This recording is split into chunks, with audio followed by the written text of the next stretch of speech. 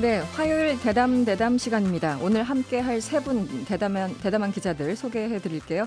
MBC의 조승원 기자, 미디어 전문 정상근 기자, 그리고 서울신문 법조팀의 허배균 기자 나와 있습니다. 어서 오세요. 네, 안녕하십니까. 안녕하세요. 네.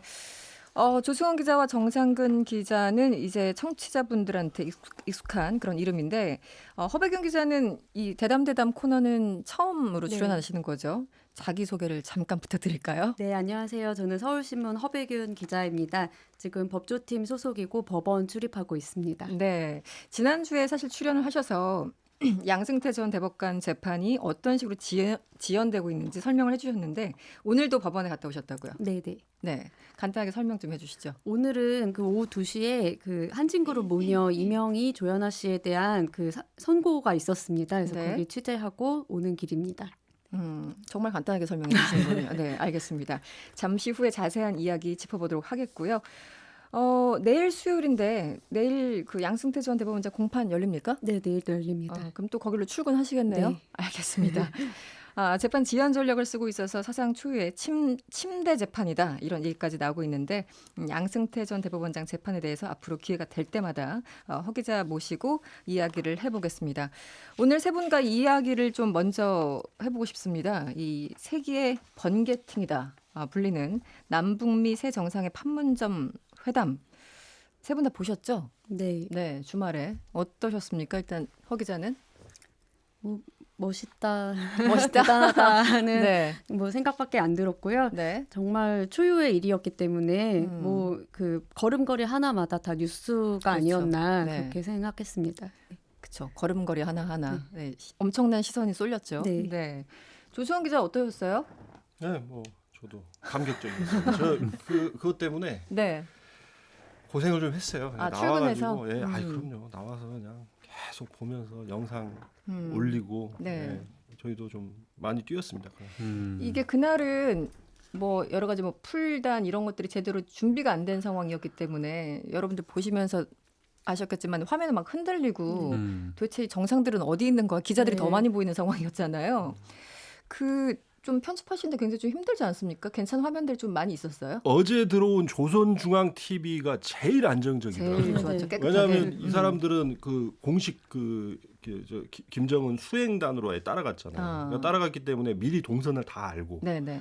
그 근접 촬영 가능하고 부감샷도 있어요, 심지어. 그렇다고 그래서 하더라고요. 우리가 한국, 미국 언론이 찍은 것은 이제 막 영상이 막 엉켰죠. 흔들리고 동선도 잘 모르고 이런 네. 식으로 엉켰는데 조선중앙 TV가 제일 정확하더라고요. 거기 조선중앙 TV 보면 재미난 장면 나와요. 우리는 못 본 영상. 어떤 그거 걸까요? 보면 트럼프가 처음에 이제 그 군사 분계선 쪽으로 걸어가면서 김정은이 저쪽에서 나오잖아요. 네. 오니까 손으로 소심하게 이렇게 인사를 해요. 손으로 봤어요. 소심하게 이렇게 인사하는 네, 게 네. 나와요. 되게 귀엽더라고요. 되게 친한 친구 오랜만에 만났을 때처럼 그러니까요. 약간 네, 이렇게. 네. 그 북한 TV 잡힌 거 보니까 이 월경을 할 때도 네. 약간 좀 트럼프 대통령이 좀 상기된 얼굴을 좀 하고 있더라고요. 그것도 네. 좀 인상 깊었고. 네. 트럼프 대통령을 밀착해서 취재를 해온 그 미국 현지 기자들 트럼프가 저렇게 밝은 표정을 한 거 처음 봤다 뭐 이런 얘기도 하더라고요. 그러니까 그만큼 트럼프 자신도 굉장히 좀 긴장하고 또 흥미롭게 본 게 아닌가 싶은데요. 좀 가장 인상적인 장면이 있다면 어떤 걸까요? 허 기자 같은 경우는 저도 이제 트럼프 대통령이 김정은 위원장을 맞이할 때 내 친구라고 이제 하면서 네네. 마이 프렌드 한 게 되게 친근함을 표현하고 네. 또 그 표정 약간 수줍고 긴장된 표정 네. 그게 재밌었고 네. 저는 아무래도 문재인 대통령께서 그 신스틸러 역할을 정말 제대로 하신 게 아닌가 네. 하면서 언제 나오고 또 언제 들어가시는지를 보는 재미가 있었던 것 같습니다. 사실 그게 좀 그 장면들이 이 문재인 대통령은 좀 계속 뒤로 좀 빠져 주시고 그 양 정상을 말 그대로 주인공으로 만들었잖아요. 이게 굉장히 인상적이기도 하고 저는 좀 슬프기도 하고 이런 여러 가지 만감이 교차한다고 하나 그 장면들이 어땠어요? 왜 슬프셨나요, 근데? 이거는 한반도 우리 문제인데 네. 어쨌든 남북 간의 정상이 만나서 해결한다기보다는 미국이라는 이게 뭐 국제 정치에서 어쩔 수 없는 거지만 미국의 어떤 대표가 나가서 우리 대통령은 뒤로 빠져 있고 이 상황 자체가 이제 그 국제 관계 질서를 설명을 해주는 거잖아요. 그래서 저는 좀 그렇더라고요. 네, 상황이. 이거 뭐 저는 그 보면서 가장 좀 인상 깊었던 게 이건 제 순전한 추정이긴 합니다만 네. 그 처음에 만났을 때 김정은 위원장이 다가오고 그다음에 트럼프 대통령이 서 있다가 악수를 하고 그다음에 같이 이제 북쪽으로 넘어가는 장면이 있었잖아요. 근데 네. 그게 지난해 4월에 문재인 대통령이 했던 것과 똑같은 방식이었는데 네. 그 모습을 트럼프 대통령이 굉장히 인상 깊게 봤다는 생각이 네, 좀 들었었습니다. 네. 4월 27일 날 그 회담 하고 나서 4.27 정상회담 하고 나서 그 다음 날 문재인 대통령이 트럼프하고 1시간 반을 통화를 하거든요. 근데 그때 당시에 그 이런 얘기를 이미 했죠. 그 당시에 한 걸로 알려져 있죠. 그래서 다음 그 북미 정상회담 장소를 어디로 할 것이냐를 갖고 트럼프 대통령하고 그 당시에 논의를 했죠. 네. 그때 나온 게 이제 1번이 싱가포르였고 네. 2번이 판문점. 송도. 아, 송도. 송도가 언급이 됐어요. 이게 특이했어요. 왜냐하면 송도는 트럼프가 한번 온 적이 있어요. 예전에. 그렇습니까? 네, 투자 관계 때문에 온 적이 있어요. 그래서 자기가 익숙한 데고 네. 세 번째가 이제 판문점 얘기하면서 문재인 대통령이 이거에 대한 그 장점을 굉장히 강력하게 설명을 한 걸로 알려져 있죠. 네. 아까 조세원 기자가 조선중앙 TV 화면이 제일 좋았다고 했더니 박춘엽님 조선 TV는 안 봐요 이렇게 해주셨는데 오해하신 것 같습니다. TV조선 아니고요. 북한의 조선중앙 TV를 말씀드린 겁니다. 네. 그리고 음악의 조예가 너무 깊으신 우리 조세원 기자, 트럼프 대통령이 이제 판문점 회동 마치고 오산 공군기지로 날아갔잖아요. 그렇죠. 그 장면도 굉장히 많이 회자됐. 정말 거의 뭐 미국스럽다. 저는 뭐 락 콘서트 보는 것 같았어요. 정말 그 정도였습니까? 아니면은 전당대회 같은 그런 풍경, 연출, 그런 것도 무대 연출 굉장히 잘했더라고요. 보니까 네. 그 뒤에 보시면 그 경납고 네. 지금 음악이 나오고 있어요. 그거 네. 딱 열리면서 성족이 딱 등장하고 이 음악 나간 거예요. 이 음악이 이게 그 AC/DC라고 네. 그 아주 유명한 그룹입니다. AC/DC라는 그룹의 썬더스트럭이라는 노래거든요. 그걸 깔았죠. 이게 이제 아이언맨 2 주제곡이거든요. 네. 그 아이언맨 2 감독이 이 AC/DC 광팬이에요. 그래요? 이 노래를 막 깔았는데 사실은 이제 어느 정도 이거는 이것도 트럼프가 직접 골랐다고 하더라고요. 트럼프가 이 노래를 이 음악을 직접 자기가 골랐다 하더라고요. 역시 모든 그 기획 연출 다 하시는 것 같아요. 트럼프 대통령 혼자. 자기가 12년을 TV 쇼를 한 사람이니까. 그러니까요. 그 뭐죠? 제목이?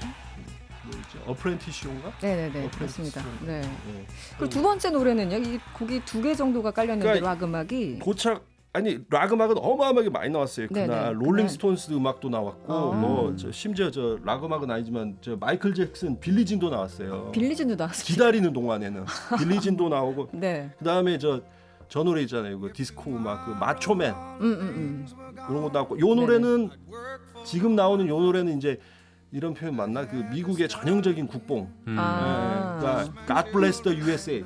그러네. 신이여 제목부터가. 미국을 뭐 블레스 하시옵소서 뭐 블레스 하시옵소서. 보살피시옵소서 축복하시옵소서. 축복하옵소서 이런 노래잖아요. 네. 그러니까 이걸 딱 까는 거죠. 이분은 이제 리 그린우드라고 이제 이분도 그 작년에 네. 그 전당대회인가 그 할 때 실제로 리 그린우드가 그 트럼프 앞에서 이 노래를 불렀어요. 그래서 이거 트럼프의 최애곡이에요 이게. 이게요. 네, 그러니까 좀 보수스럽잖아요. 그렇죠. 애국 보수 네. 이런 걸 지향하는 그런 거죠. 트럼프와 굉장히 어울리는 음악 같습니다. 여러 가지 고려를 했겠지만. 그렇죠. 여러 가지 네. 고려했겠죠. 조수영 기자가 음악 선곡을 했다면 어떤 음악을 티셨을까요? 저는 뭐 네. 아이언맨, 썬더스트럭 이거 말고 네.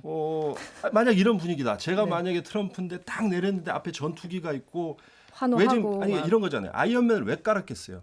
아이언맨 주제곡을 나는 세상을 구원하리라 뭐 약간 그런 이미지 좀 주면서 네. 그다음에 또 보수 성향의 어떤 그 미국의 어떤 애국심 고취한 이런 네. 노래를 함으로써 네. 자기 이미지 올리려는 건데 뭐저 같으면은 글쎄 그런 노래 그런 노래.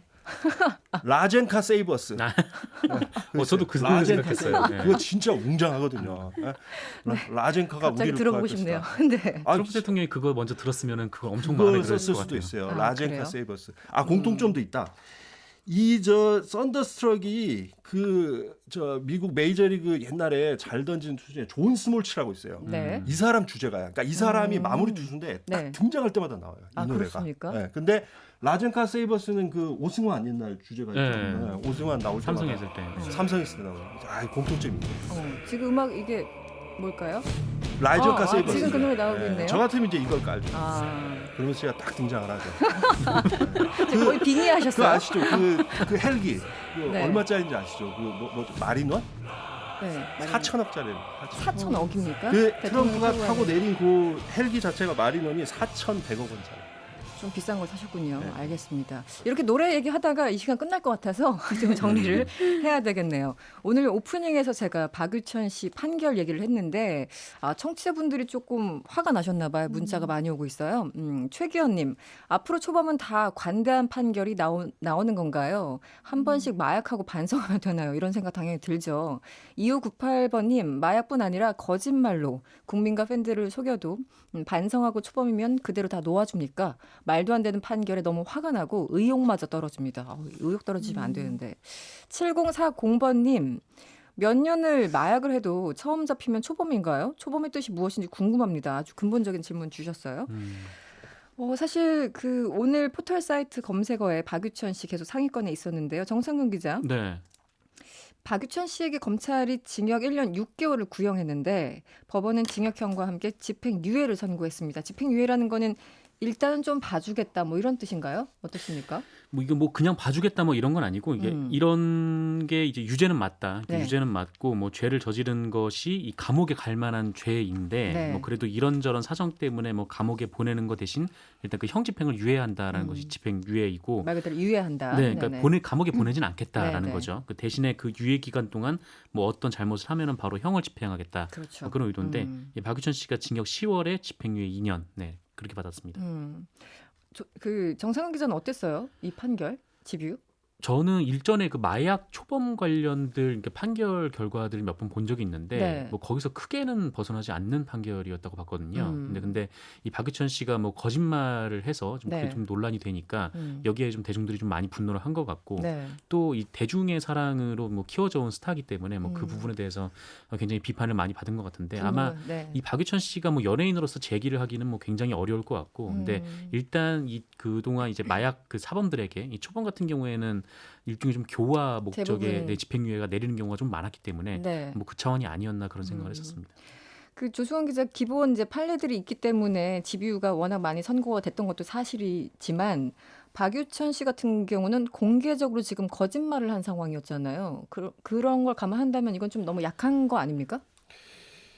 판사는 그렇게 판결을 못할 것 같아요. 그러니까 우리는 이제 이렇게 쉽게 이제 얘기를 하는데 아까 들어오기 전에도 이제 뭐 잠깐 이 부분에 대해서 얘기를 했는데 뭐 네. 모르겠습니다. 이게 제 생각은 그렇습니다. 그러니까 연예인이라고 봐줄 수도 없지만 연예인이라고 해서 더 세게 형을 때릴 수도 없는. 그렇죠. 네, 그건 너무 법정신으로서 너무 당연한 걸 거고 네. 대신에 대중의 비난은 다른 차원의 문제일 거고 판사 입장에서는 그거는 쉽지 않았을 것 같고 그다음에 만약에 그래서 마약이고 초범인데도 세게 처벌해야 된다 그러면 이거는 우리 사회적인 어떤 합의가 좀 그렇게 돼서 요거는 정말 기준을 바꿔야 될 것 같아요. 그러니까 마약에 대해서만큼은 정말 뿌리 뽑자라는 여론이 좀 팽배해지고 네. 그럼으로써 법원도 영향을 받아서 대법원 양형 기준이라든가 이런 거를 바꿈으로써 좀 더 세게 처벌하는 근거를 마련을 해야 될 것 같아요. 그래서 박유천이라고 해서 세게 더 처벌할 수는 없는 그런 것일 의미는 것 아닌데 같아요. 이제 거짓말 부분이 걸려서 그것도 공개적으로 기자회견까지 자처했으니까 그 부분이 조금 걸려서 예, 하는 예, 얘기고 예. 지금 그 조정원 기자가 양형 기준 언급을 했는데 허배경 기자님 지금 네. 법조 출입하고 계시죠? 이 양형 기준이라는 게 어떻게 정해지는 건지 좀 궁금해요. 네, 양형 기준은 네. 그 대법원의 양형위원회라는 이제 이렇게 위원회가 있고요. 각계 전문가들이 13명이 모여서 네. 이제 그 국민들이 관심이 높은 범죄나 그동안에 이제 구체적 조금 늘어나는 범죄, 예를 들어서 최근에 디지털 성범죄 같이 네네네. 늘어나는 것에 대해서는 우리가 좀 판사들이 선고할 때 참고할 수 있도록 기준을 만들어 보자 해서 이제 양형 기준이 만들어진 범죄들이 많이 있고요. 네네. 지금 박유천 씨 같은 경우는 그 해당 혐의에 대한 양형 기준이 징역 8개월에서 한 2년 정도밖에 안 됩니다. 그래서 그렇게 높은 기간이 아니었고 그 다음에 판결에도 그 부분을 적시가 돼 있습니다. 박 씨가 그러니까 그 뜻을 바꿨다니까 거짓말을 했었지만 네네. 결국에는 범행을 인정하고 재판 기간 동안에 반성문을 3번이나 냈어요. 그런 것 때문에 좀 반성하는 태도를 보였다는 네네. 점이 있고요. 그 다음에 이건 법 쪽에서 약간 고민인 것 같은데 네네. 마약 사범들을 무조건 다 가둬놔야만 하느냐 그거에 대한 고민들이 있는 게 사실입니다. 그래서 예를 들어서 이분들은 좀 그 마약 중독을 치료하는 게 더 급선무 아니냐. 그래서 오늘 그렇지. 판결에도 보면 박유천 씨에 대해서 치료 감호를 명령을 했는데요. 네네. 이 사람을 구치소에 가만히 냅두는 것보다는 치료를 마약을 하자. 얼른 끊도록 치료를 받는 게 우선이다라는 뜻이 담긴 판결로 보입니다. 알겠습니다. 대담한 기자들의 뉴스 대담 코너 이어가고 있습니다. 조승원 기자, 정상근 기자 그리고 허백윤 기자와 함께하고 있습니다. 조금 전에 박유천 씨 판결에 대해서 이야기를 했는데요. 이런 취지 문자들이 계속 오고 있어요. 0060번님. 일반인도 반성하면 집행유예하나요? 반성 말만 하면 되는지 참 좋습니다. 배가 고파 빵 하나 훔쳐도 절도죄로 감옥 가는데 돈이 없는 것도 서러운데 유유 이렇게 문자 보내주셨고 7174번님. 유명인이 마약하면 집행유예. 만약 일반인이 마약했어도 집행유예를 풀려났을까요? 이런 그 박탈감, 법감정, 뭐 그 사회적인 공감대, 상식 이런 것과 계속 이제 괴리감이 느껴진다 이런 문자를 주고 계세요. 이걸 어떻게 해야 되나요? 그러니까 이거는 그런 것 같아요.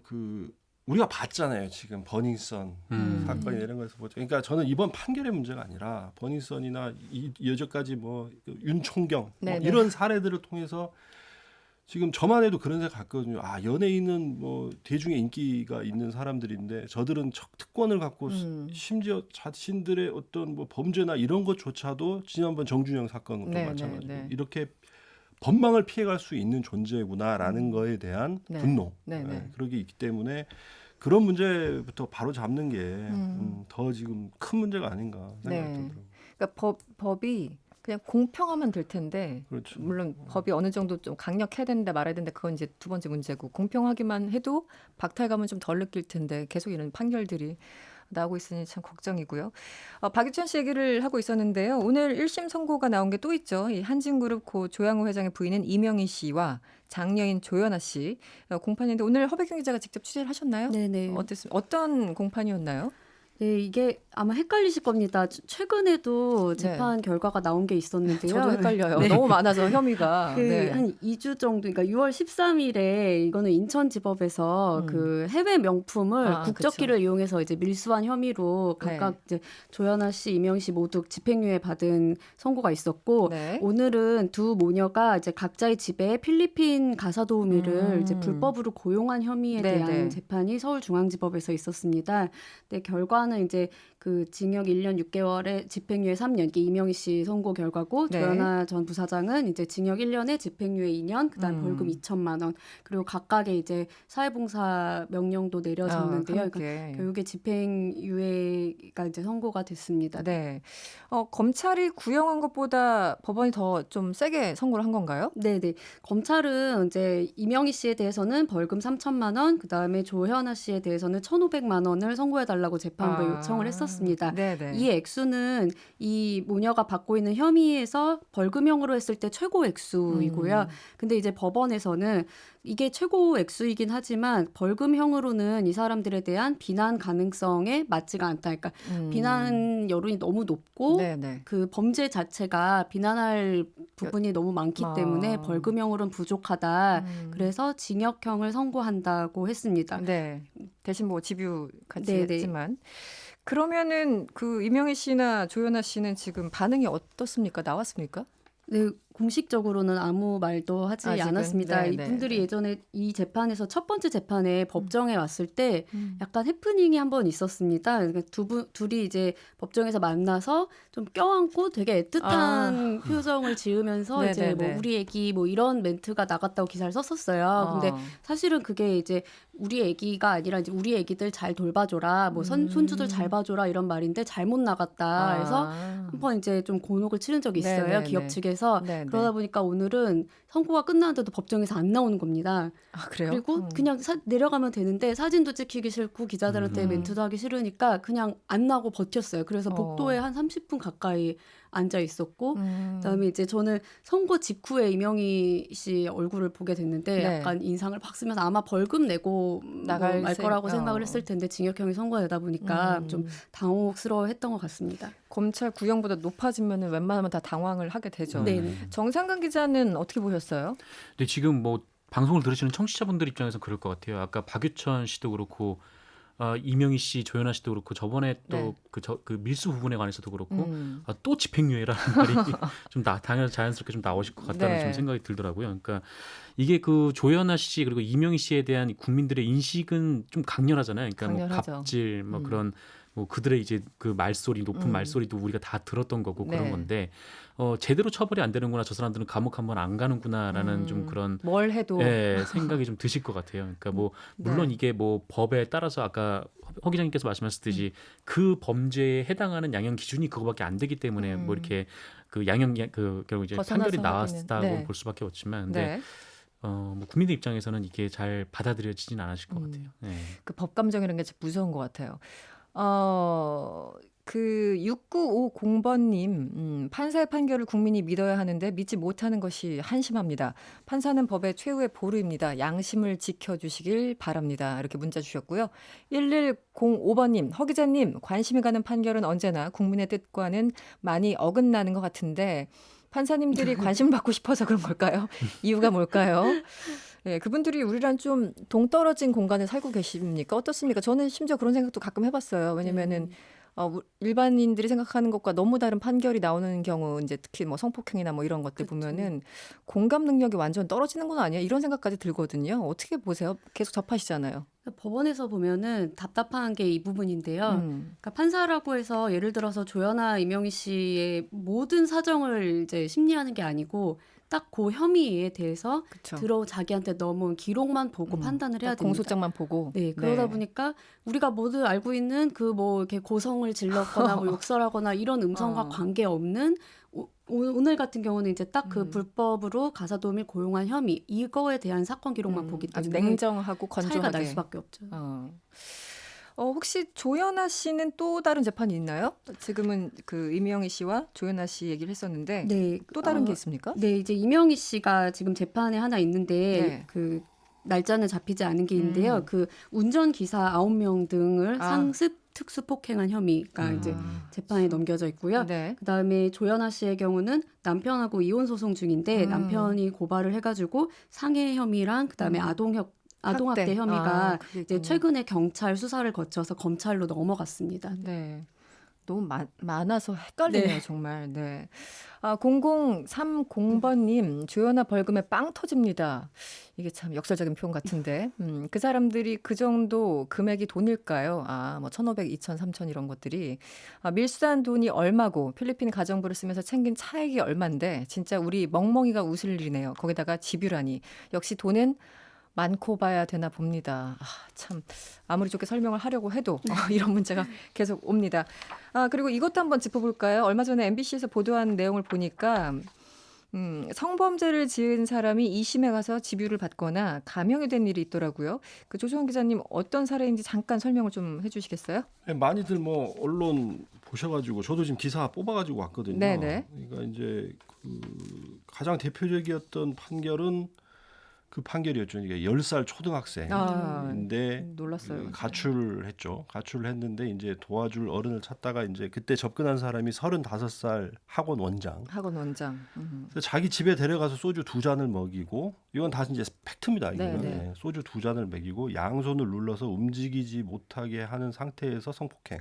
10살짜리한테. 10살짜리한테. 요런 건데 1심에서는 뭐 당연히 이제 강간 혐의. 네.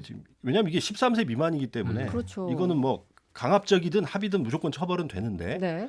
일단 뭐 강압적이라고 보고 징역 8년을 선고를 했죠. 네. 선고를 했는데 이게 2심 가가지고 항소심 가고 3년으로 줄어요. 3년으로. 네, 8년에서 3년을 줄고 그래가지고 이제 그때 이제 뭐 저 청와대 뭐죠 그 국민청원. 국민청원까지 네. 이제 올라간 거죠. 네. 이제 이런 사건이 가장 대표적인 사건이죠. 네. 그 2심 가서 이렇게 처벌이 약해지는 경우가 많은데 이건 왜 그런 거죠? 제가 사실 요거를 보고 저도 뭐 이제 법조 출입 기자는 아닙니다만 그래서 아니 왜 자꾸 이런 판결이 나오냐 싶어갖고 네네. 제가 답답해서. 아니 그래서 제가 진짜 이건 순수한 이거 꼭 방송에서 뭐 하려고 한 게 아니라 네. 개인적인 호기심으로 제가 전현직 판사 몇 명한테 전화를 돌렸어요. 제가 아는 분들이 많이 있으니까. 네네. 그래서 정말 제가 그냥 전화 붙잡고 이렇게 물어봤어요. 야 너네는 왜 이렇게 판결 개떡같이 하냐고 물었어요 그냥. 네네. 너는 왜 이렇게 판결 내리냐? 네. 말이 안 되잖아요. 이분들이 만약에 진짜 저는 그런 질문을 던지고 싶었어요. 정말 10살짜리 자기 초등학생 자기 딸을 딸이 키워봤나? 그랬다면. 딸이 이런 일 당했으면 징역 3년으로 이렇게 감형했을까? 그러니까요. 그래서 물어봤더니 뭐 그런 얘기를 하더라고요. 이제 그 항소심의 경우에는 이게 이제 아마 허 기자가 더 이제 저보다 잘 아실 텐데 제가 들은 얘기는 그런 얘기를 많이 하더라고요. 1심은 좀 이렇게 자잘한 범죄들도 많이 네네. 다루는데 2심 가면은 자잘한 건 안 올라오잖아요. 그러니까 주로 좀 큰 범죄들만 본다는 거예요. 네, 좀 걸러지면서. 네, 그러다 보니까 일종의 약간 항소심에 가면 착시 효과가 좀 생긴다고 할까? 그러니까 아. 워낙 큰 범죄들을 보다 보니까 뭐 이런 정도 나와도 그냥 뭐 이게 뭘 그렇게 세라는 착시 효과가 나는 판사들 경우가 입장에서는 실제로 있다라고 전직 판사 한 분이 저한테 얘기를 해주시더라고요. 이런 걸 봐도 그런 생각이 들어요. 네, 그래서 그런 생각이 들고 고백을 한 거예요. 두 번째는 아무래도 항소심에 가게 되면 조금 이 성범죄나 이런 데에 대한 인식이 쉽게 말해서 조금 좀 예전 분들인 거예요. 네네, 예전 네. 분들. 조금이 아니죠. 예전 네. 분들인 거예요. 그래서 네. 대략 제가 제가 3명 정도 전화를 돌렸는데 공통적으로 얘기하는 건 요 두 가지를 얘기를 하시더라고요. 네. 첫 번째 부분은 사실은 생각을 못했는데 그렇군요. 판사들 입장에서 허 기자 어때요? 실제? 네, 저도 말씀하신 거에 대해 공감을 하고요. 그 경험의 크기가 좀 많이 다른 것 경험의 같아요. 크기. 1심과 2심에서는. 네. 그다음에 이제 1심 재판을 마치고서 그 많은 피고인들이 이제 2심에서 그 반성의 그 강도가 이제 달라지는 거죠. 네, 반성문도 형을 계속 받고 쓰고. 센 형을 받고 나면 이제 어떻게든 그 형을 줄이기 위해서 네, 네. 전략을 또 세우기 때문에 네. 그런 면이 또 작용하는 것도 있는 것 같습니다. 네. 네. 참 6227번님 판사보다 컴퓨터로 판결하는 게 나을 것 같습니다. 급기야 이런 문자까지. 예전에 그런 얘기 했었잖아요. 뭐 판사보다 AI로 AI 하자. 이런 얘기까지 오죽했으면 이런 생각을 국민들이 할까. 근데 1심에서 2심 가고 또 대법원까지 가면은 네. 좀 더 법에 이제 명확하게 기준을 잡고 그렇게 판결을 해나가는 좀 그런 느낌이 들어야 되는데 네. 그냥 1심에서 2심으로 넘어가고 하면은 그냥 형량이 디스카운트 되는 느낌이 좀 들어가지고 디스카운트 맞아요. 딱 그런 느낌. 네. 법원 내 판사들은 이 서로 판결에 대해서 그래도 서로 참고도 할 테고 논의도 할 테고 할 텐데 이렇게 이야기하는 문화는 없을까요? 왜냐면 서로 얘기를 하다 보면은 더 공감력이 더 떨어질까요? 어떻습니까? 이게 제가 법원 지금 2년째 출입하고 있는데요. 네. 그 판사들의 아주 고유의 또 특유한 문화가 있습니다. 뭐냐면 남의 사건에 대해서 언급하지 않는 겁니다. 그 예인가요? 주로 하는 얘기가 기록을 못 봐서 그다음에 음. 내가 직접 기록을 보지 않았으면 말할 수가 하긴 없다. 그럴 수도 있겠군요. 아까 말씀드린 대로 이렇게 저희처럼 온갖 뭐 뉴스나 이런 것들을 보고 들으면서 판결을 하는 게 아니고 딱 이렇게 검찰에서 넘어온 사건 기록을 보고 네. 하기 때문에 이거를 정확히 보지 않은 사람은 남의 판결에 대해서는 얘기하지 않는다는 그런 약간의 원칙 불문율 같은 같은 건가요? 그런 게 있고요. 네. 그다음에 판사는 개개인이 다 독립돼 있는 존재라고 강조를 하기 때문에 그렇죠. 네, 네. 더더군다나 이제 남의 판결에 대해서 이렇게 비판을 하는 건 약간 금기시 되어 있습니다. 근데 그게 어떻게 그러니까 법조 출입 기자로서 그게 맞는 것 같아요? 그런 문화 자체가? 물론 이제 그 논리적으로 맞네요. 그 판결 그 내용을 모르는 사람이 함부로 얘기하기는 좀 무리다라는 얘기는 맞는 것 같은데 그럼에도 불구하고 계속 국민 감정과 동떨어진 판결이 나오니까 네. 과연 그것이 현명한 건가 이런 생각도 들어요. 어떻습니까? 뭐 이렇게 친한 판사들끼리는 뭐 얘기를 하기도 하고 뭐 고민을 나누기도 하는 거는 같은데 네. 그게 사실은 얼마나 이제 영향을 주는지 잘 모르겠고요. 네네. 이제 이렇게 좀 이슈가 되는 사건 그다음에 아니면 이제 혼자 판단하기 좀 어려운 것들은 그래도 여러 가지를 좀 참고해서 좀 네네. 다양한 생각을 녹여야 되는 것 아닌가. 네. 너무 법대로만 한다고 해서 그 법이 또 완벽한 게 아니기 그렇죠. 때문에 네. 좀 고민할 필요가 있을 것 같습니다. 그 법관들이 서로 개별적으로 독립된 기관이라고 했는데 우리 양승태 대법원장 보면은 그게 과연 그랬나 이런 생각 들잖아요. 양승태 전문가로서 한 말씀 좀 해주셔야 될 것 같은데. 그래서 지금 네. 피고인이 되셨습니다. 그래서 피고인 됐다. 네, 우문현답이었습니다. 네, 정상 기자 그 언론에서 이런 문제를 한번 약간 가십성까지는 아니지만 한번 너무 가볍게 치고 그냥 쑥 들어가고 계속 문제에 대해서 집중적으로 이 문제에 대해서 좀 집요하게 파고들고 이런 기자들이 사실은 많이 있는 것 같지는 않아요. 워낙 사건들이 많기도 하지만. 뭐 이런 충격적인 사건 같은 경우에는 처음에 사건이 발생했을 때 우르르 몰려 기사의 들어가서 총량 기사. 그리고 그게 뭐 검찰이 구형했을 때 총량, 뭐 1심에서의 총량, 2심에서의 총량 이게 점점 줄어드는 거는 맞는 것 같아요. 근데 네. 사실 이런 부분 같은 경우에는 좀 그 워낙 명확해서 그러니까 국민들한테 이게 도저히 납득이 안 되는 거잖아요. 그러니까 뭐 10살짜리 아이를 뭐 이렇게 그 나쁜 일을 했는데 좀 그게 이제 형이 네. 그거밖에 안 나온다는 네, 게 네. 그래서 3년이 좀 말이 됩니까? 네, 네. 이거는 그냥 뭐 있는 그대로만 보여줘도 막 대중들의 막 비판이 쏠리고 막 이게 지적이 나오고 막 그런 판결이긴 한데 사실 뭐 이런 것도 이런 이제 강력 범죄들도 강력 범죄지만 사실 좀 뭐랄까요? 그러니까 다른 것들, 그러니까 네. 이를테면은 이 재벌 관련 사건들 같은 네, 네, 경우에도 1심에서 2심으로 넘어가는 동안 이게 차이가 좀 많이 나는 그런 그렇죠. 경우들이 많은데 네. 이런 사건 같은 경우에는 좀 비판이 많이 나오게 기사가 많이 나오고 있는 그대로 사실만 또 보여준다면은 이 재벌 대기업 그러니까 회장 같은 경우에는 네, 네. 조금 더 적극적으로 해석을 해서 뭐 재판부를 옹호한다던가 뭐 검찰을 비난한다던가 뭐 이런 기사들이 나오기도 적극적으로. 하고 네 양상이 좀 많이 좀 차이가 있는 것 같습니다. 네. 저 언론 보도 유형들 봐도 좀 문제가 어떤 문제를 너무 자극적으로만 다루는 거 아닌가 이런 생각 드는데 오래 계셨잖아요 사회부에 어떻습니까? 그렇죠. 이제 언론도 좀 반성해야 될 부분이 있죠. 그러니까 이렇게 생각합니다. 그 아까 허 기자 제대로 얘기를 하시더라고요. 네, 제가 전화 돌려도 다 그 얘기예요. 기록을 다 봐야 얘기한다. 야, 이 판사분들은 양반이잖아요. 선비야. 다들. 네. 선비고 문제가 기자들도 선비예요. 기자들도 기자들도 선비야. 법조는 저희 그러면 안 보면. 되는데. 그래서 네. 다들 선비들끼리 만나니까 네. 비판이 없어요. 근데 제 생각에는 그게 뭐냐면 문제였군요. 두 가지가 다 필요해요. 내부 비판, 외부 비판 다 필요합니다. 다 그러니까 필요하죠. 내부에서도 기록 안 받네 물론 그렇게 얘기할 수 있지만 그럼 기록을 보고 좀 자기들끼리라도 이런 판결에 대해서는 정말 이거가 언론에 나갔을 때 우리 사법부의 신뢰가 무너진다는 걸 알고 이거에 대해서는 치열하게 내부 비판을 해야 될 것 같아요. 네, 판사들도 제발 그렇게 양반 선비처럼 있지 말고 네, 더 이상은 치열하게 좀 그 붙을 건 좀 붙고 음. 기자들도 법조 기자님들이 네. 진짜 그 좀 제대로 좀 판결문 보고 네, 좀 네. 제대로 붙어줘야 될 것 같아요. 네. 그래서 또 어찌 보면 판사님들은 또 외부 비판에 되게 약한 존재이기도 해요. 맞아요. 네. 검찰이나 경찰은 하도 기자들과 접촉면이 많기 때문에 이런 게 좀 덜한데 판사들이 오히려 더 덜한 부분이 있기 때문에 정말 제대로 좀 짚는 그런 보도를 좀 하면 네. 좀 바뀌지 않을까 싶습니다. 알겠습니다. 8296번님 10살 딸 키우는 아빠입니다. 이게 남의 일 같지 않을 거예요. 판사들의 이유, 설명, 피가 거꾸로 솟는 소리입니다. 그렇죠. 김채영님 이러다 고유정도 반성하고 초범이라서 집행유예로 나오는 게 아닐까 걱정됩니다. 이런 문자들 많이 주셨습니다. 오늘은 사법부에 대해서 얘기를 주로 했습니다. 마쳐야 될 시간인데요. 지금까지 허백윤 기자, 정상근 기자 그리고 조승원 기자와 함께했습니다. 오늘 고맙습니다. 고맙습니다. 감사합니다. 여러분의 퇴근길을 꽉 채워드립니다.